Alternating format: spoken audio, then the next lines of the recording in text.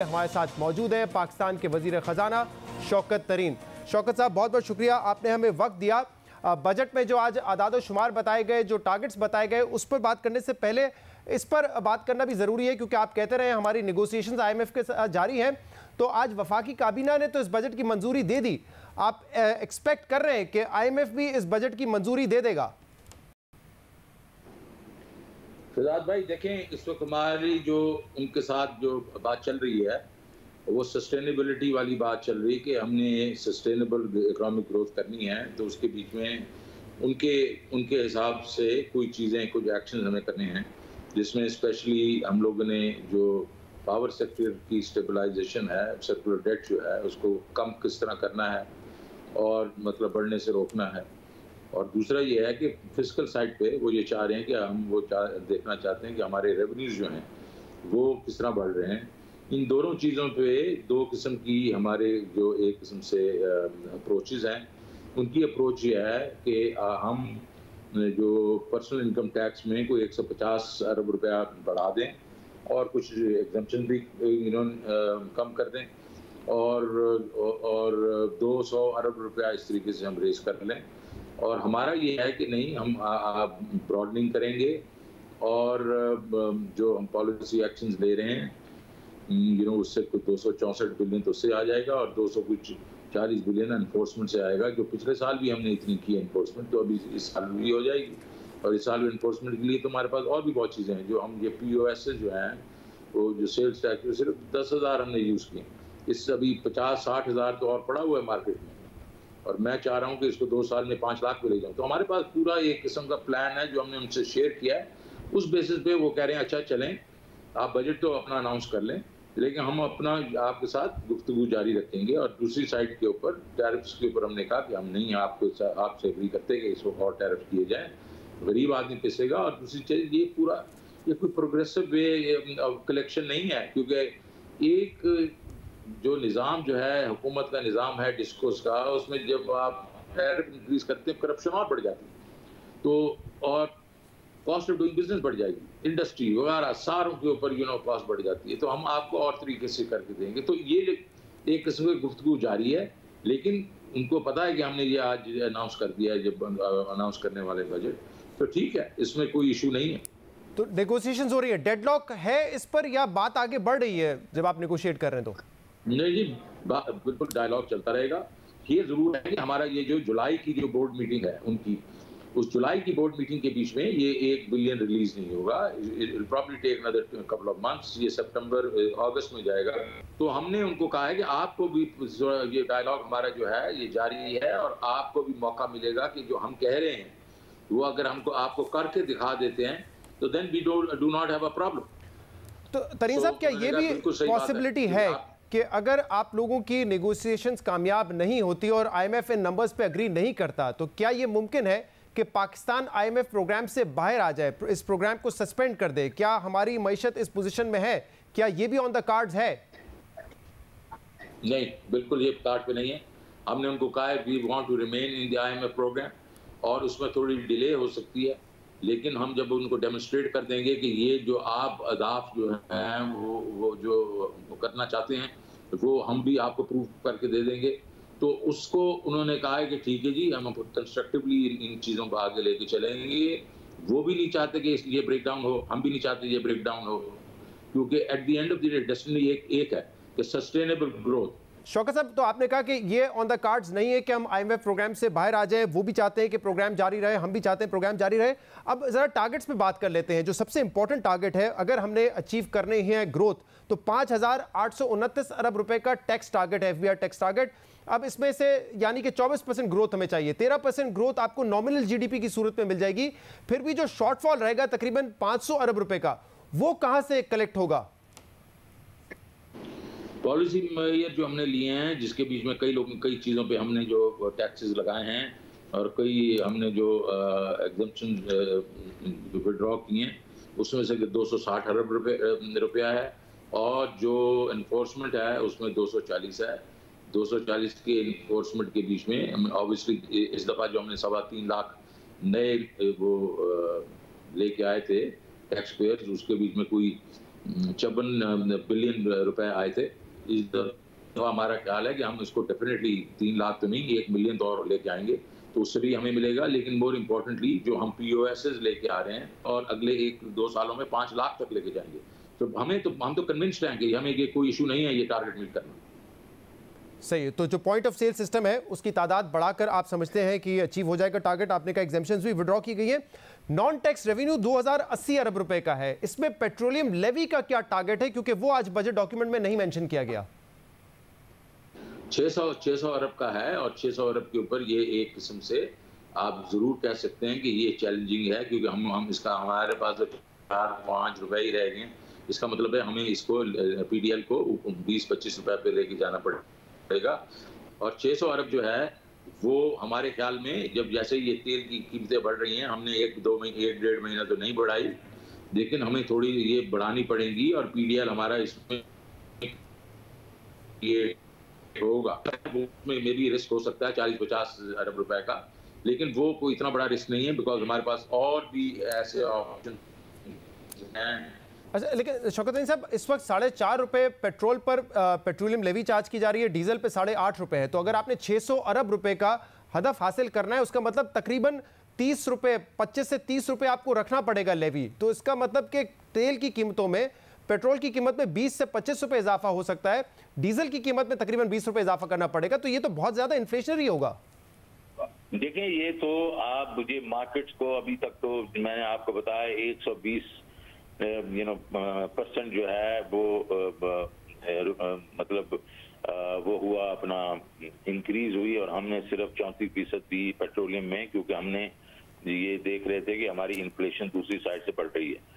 लेकिन जैसे ये अभी पेट्रोलियम प्राइसेस जो हैं वो ऊपर जा रही हैं और दूसरी प्राइसेस जो हैं हमारी फूड प्राइसेस वगैरह नीचे आ रही हैं, ऑन द बैलेंस हमें अगर इंक्रीज करनी पड़ी है अगर पेट्रोल की प्राइसेस, क्योंकि अभी इतनी तो हम लोग नहीं कर सकते, अब्जॉर्ब कर सकते, अगर और बढ़ेंगी तो ये PDL भी उधर से हमें मिलेगा।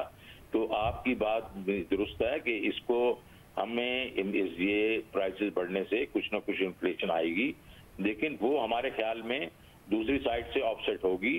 तो ये 600 अगर 600 नहीं होता तो 500 होता है, तो 500 नहीं होता तो 550 होता है। तो ये, लेकिन ये हमारे पास और भी ऐसी चीजें पड़ी हुई हैं जो हमने अभी तक इस्तेमाल नहीं की नॉन टैक्स रेवेन्यू के लिए।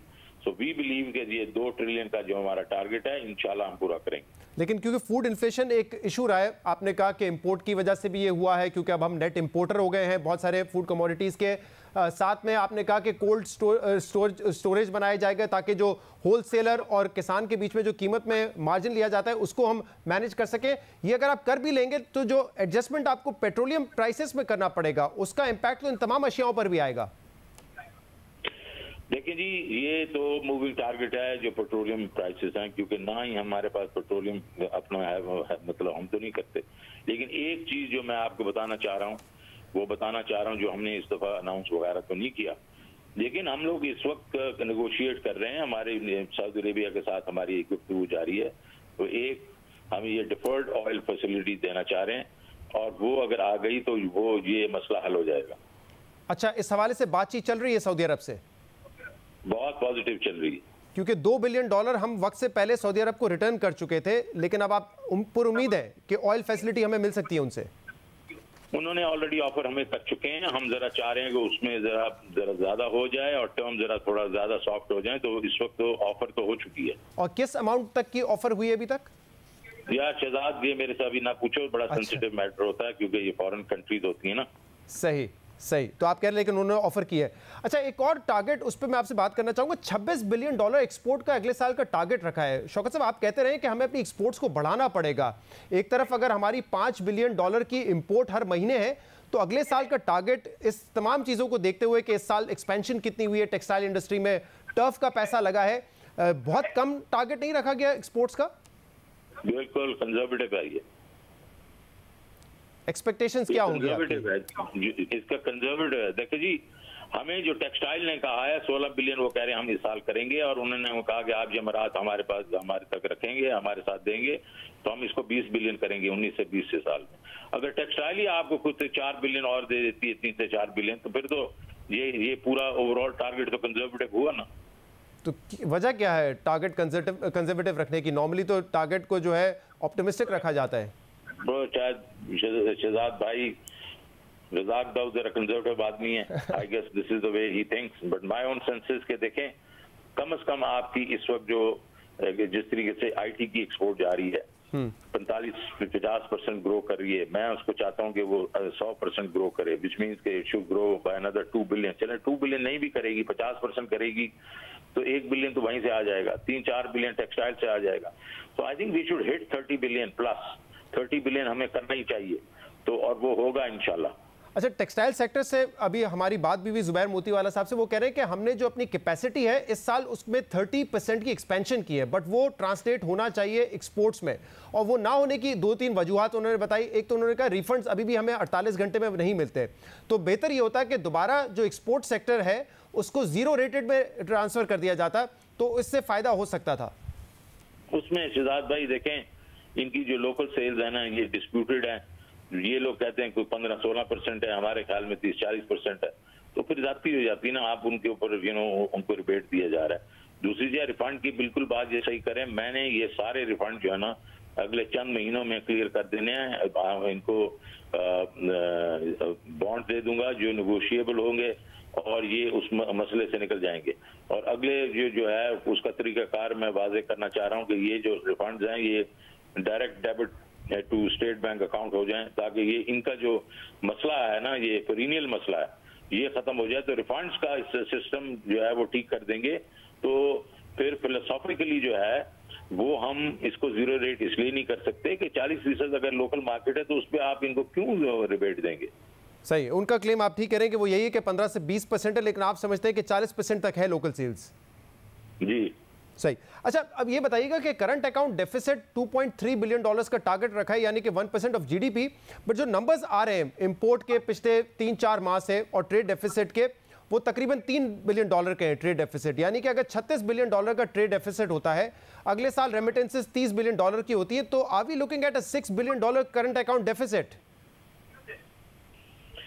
जो हमने कहा है वो 2.5 से 3 बिलियन का है। उसमें देखें हमारी वी डेफिनेटली बिलीव के फॉरेन डायरेक्ट इन्वेस्टमेंट इस दफा कम हुई है, फॉरेन डायरेक्ट इन्वेस्टमेंट अगले साल ज्यादा होगी, और इंशाल्लाह ये जो रेमिटेंस 29 बिलियन है ये 30 पे तो नहीं रुकेंगी, इंशाल्लाह इसमें भी 32-33 बिलियन होगा।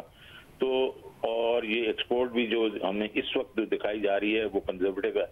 So my own sense is कि 3 बिलियन 2.5 से 3 बिलियन की हमने जो बात की है, आई थिंक वो रियलिस्टिक है। लेकिन शौकत साहब, अगर दुनिया में हालात कोविड से बेहतर होते हैं तो एक तो दोबारा खदशा ये है कि रेमिटेंसेस जो इस वक्त ऑफिशियल चैनल से आ रही है वो दोबारा हवाला हुंडी से ना शुरू हो जाए जब ट्रैवल शुरू होगा, और इसी तरीके से जब ट्रैवल शुरू होगा तो फिर बहुत ज़्यादा जो टूरिज़्म होता है, लोग पाकिस्तान से बाहर जाके पैसा खर्च करते हैं, उसकी वजह से आपका जो डेफिसिट है वो मज़ीद बढ़ भी सकता है। तो ये दोनों फैक्टर्स आपके ख्याल में किस हद तक मजीद हैम्पर कर सकते हैं इसको? देखें, बिल्कुल कोविड खुला तो ट्रैवल खुल जाएगी, ट्रैवल खुल जाती है तो उसमें ये खतरा बढ़ जाता है। बट मेरा अपना व्यू ये है कि ये जो रेमिटेंसेज आ रही हैं ये वर्कर्स रेमिटेंसेज हैं इस वक्त तक। तो सारी प्रोफेशनल जो लोग हैं अभी तक उन्होंने पैसे भेजना है तो बड़े थोड़े शुरू किए हैं। ये जो आपका जो रोशन पाकिस्तान है डिजिटल, इसमें $1 बिलियन आया, जिसमें 500-600 मिलियन के सिर्फ डिपॉजिट्स हैं। इसको हम लेवरेज करेंगे, मार्केटिंग करेंगे, इसको बढ़ाएंगे, 2-3-4 बिलियन डॉलर पे लेके जाएंगे, तो इसमें बहुत अपॉर्चुनिटी है। और दूसरी चीज ये है कि तो ये जो तो हवाला वगैरह का अगर 1-2 बिलियन और निकलना शुरू हो जाएगा, वो ज्यादा निकलेगा नहीं, क्योंकि फैटअप की वजह से पूरी दुनिया में डॉक्यूमेंटेशन की वजह से ये हुंडी वगैरह काफी इम्पॉसिबल हो गई है। सही है। शौकत साहब, डायरेक्ट और इनडायरेक्ट टैक्सेस के हवाले से कल आपने प्रेस कॉन्फ्रेंस में भी बात की, बड़ा कंसर्न है पाकिस्तान तहरीक इंसाफ की हुकूमत आने के बाद जो डायरेक्ट टैक्स का पोर्शन है वो मजीद कम होता गया है, जबकि इमरान खान साहब कहते हैं कि हमें गरीब पे बोझ नहीं डालना है, हमारा इन्हिसार डायरेक्ट टैक्सेस की तरफ होना चाहिए। इस बजट में भी मैंने जो देखा है इनडायरेक्ट टैक्सेस की शरह जो है वो तकरीबन 63% है, डायरेक्ट की 33% है। इसका मतलब जो भी टैक्स है उसका बोझ तो फिर एक आम आदमी भी पड़ेगा ना इनडायरेक्ट टैक्सेस के जरिए। देखते शहजाद भाई, मैंने उधर कल प्रेस कॉन्फ्रेंस में भी कल कहा था कि देखें जो डेवलपिंग कंट्रीज होती हैं पहले जो टैक्सेस उनके बढ़ते हैं वो इनडायरेक्ट टैक्सेस से बढ़ते हैं। चाइना को देख लें, तुर्की को देख लें, सारों को पहले उधर बढ़ते हैं। फिर जैसे जैसे इनकम लेवल्स बढ़ते हैं तो फिर इनकम टैक्स बढ़ता है। तो हमने तो ये देखना है कि हमने क्या सेल्स टैक्स जो जीएसटी के उसके रेट्स बढ़ा दिए हैं, नहीं हमने बढ़ाए नहीं है, रैशनलाइज किए हैं, बल्कि कम किए हैं कई चीजों में। तो मैं ये कह रहा हूं कि इस वजह से कोई इन्फ्लेशन या बोझ वगैरह नहीं बढ़ना चाहिए। हमने तो अभी तो जीएसटी जो है अगर 17% है और एवरेज पे फर्ज करें वो 13-14% है, तो हमारा GST as a percent of GDP तो 4-5% से भी कम है, 5% होगा ज्यादा। तो हमने तो बड़ा एक किस्म से रास्ता हमने तय करना है। तो इसलिए इसको अभी आप देखेंगे कि पहले इनडायरेक्ट टैक्सेस बढ़ेंगे और ये दूसरे मुल्कों में भी ऐसे ही हुआ है, और फिर ये कम होना शुरू हो जाएंगे as a percentage of total collection. लेकिन तरीन साहब, जब 2008 में आप फाइनेंस मिनिस्टर बने थे, उस वक्त जो हमारा टैक्स कलेक्शन था 1100 अरब था। अब हम 1100 अरब से लेके 2021 में 4700 अरब तक आ चुके हैं और डायरेक्ट टैक्स का कंपोनेंट अभी भी ज्यादा है, बल्कि अब तो रिवर्स हो गया है। 58% तक आ गया था इनडायरेक्ट टैक्स, अब वो दोबारा 63% जा रहा है। देखें ज़ेदाद भाई, देखें मैं आपको अभी जो आपको मैं बता रहा हूँ, ये फैक्ट्स एंड फिगर्स हैं, आप इन मुल्कों को देख लें, उनके जो शुरू के जीएसटी थे, वैट्स थे, वो एकदम रैपिडली बढ़े और उसके बाद फिर डायरेक्ट टैक्सेशन भी बढ़ी। तो मैं ये देख रहा हूँ कि हमारा भी इस तरीके से ही कुछ चलेगा, लेकिन इसमें कोई घबराने की जरूरत नहीं, क्योंकि हम जीएसटी का रेट तो नहीं बढ़ा रहे हैं। राइट। और कंस्ट्रक्शन सेक्टर के हवाले से आप भी बात करते रहे, वजीर आजम का बड़ा विजन है कि हम घर बना के देंगे और इसी से मईशत भी चलेगी। जून 30 तक फिलहाल जो है एग्जेम्पशन दी हुई है 111 के तहत के सोर्स आपको डिक्लेयर नहीं करनी पड़ेगी। क्या इस पर हुकूमत गौर कर रही है कि इसको मजीद एक्सटेंड करे? अभी फिलहाल तो चल रही है, हमारे क्योंकि नेगोशिएशन IMF से चल रहे हैं, तो ये भी चल रही है। सही है, तो इस पर हतमी फैसला नहीं हुआ है अभी तक? नहीं, अभी तक तो चल रही है ये। और पीएसडीपी के हवाले से बताइएगा, 900 अरब रुपए का है प्रोविंशियल जो डेवलपमेंट बजट है वो अलग है, क्या स्पेंड हो सकेगा? क्योंकि एक बड़ा कंसर्न ये है कि पैसा अगर रिलीज भी कर दिया जाता है तो डिपार्टमेंट्स और डिवीजन पैसा खर्च नहीं कर रहे हैं नैप के डर से, तो 900 बिलियन का टारगेट आपके ख्याल में यूटिलाइज होगा? बिल्कुल होगा, और इस दफा हमने वी हैव इंश्योर्ड कि इसका जो रिव्यू प्रोसेस है वो हर महीने हो, प्राइम मिनिस्टर बैठ के उसको देखे, और जो प्रोजेक्ट्स हम लेके आ रहे हैं उसके बीच में हम ये चाह रहे हैं कि ऐसे प्रोजेक्ट जो कि 1-2 साल में इम्प्लीमेंट हो जाएं, उनको प्रायोरिटी दी जाए। तो ये जरूर होगा, बिकॉज देखें अगर हमने कहा कि ग्रोथ होनी चाहिए इस इकोनॉमी में, उसका एक बहुत बड़ा ड्राइवर होगा आपकी पीएचडीपी, क्योंकि उसमें 40% का इजाफा कर दिया गया है। और एक तरफ से तो मैं रेवेन्यू कलेक्ट करके पीएचडीपी को दे रहा हूं, और दूसरी तरफ वो अगर स्पेंड ना करें तो फिर तो एक किस्म का मजाक हो जाएगा ना। शहजाद भाई, अगर मुझे अभी आप माजरत करेंगे, एक सवाल शौकत साहब मैं करना चाहूंगा, क्योंकि आज विदहोल्डिंग टैक्स भी विड्रॉ किए हैं और बैंकिंग ट्रांजैक्शन पे जो नॉन फाइलर्स थे उनसे भी विड्रॉ कर लिया गया है। क्या ये रिवर्स नहीं है पॉलिसी में? क्योंकि कोशिश तो ये की जा रही थी कि नॉन फाइलर्स को पेनलाइज करके उनको टैक्स नेट में लाया जाए। पैसे निकल रहे थे और कैश में जा रहे थे। हमारा जो मनी सर्कुलेशन में कैश का जो कंपोनेंट है वो 42% ऑफ डिपॉजिट पहुंच गया। तो ये लोग निकाल के और कैश में रख रहे हैं वो। तो हम ये हमारा अगर इसी छोटी उस चीज की वजह से डॉक्यूमेंटेशन तो हो, हम कह ही रहे हैं, तो लेकिन अगर उसकी वजह से cash in circulation 42% of deposit चला जाए तो ये तो बहुत बड़ी खतरनाक चीज है ना, कि ये तो इन्फ्लेशनरी भी हो सकती है। तो ये इसलिए हटाया गया है, it is one of the major reasons. सही है, बहुत बहुत शुक्रिया।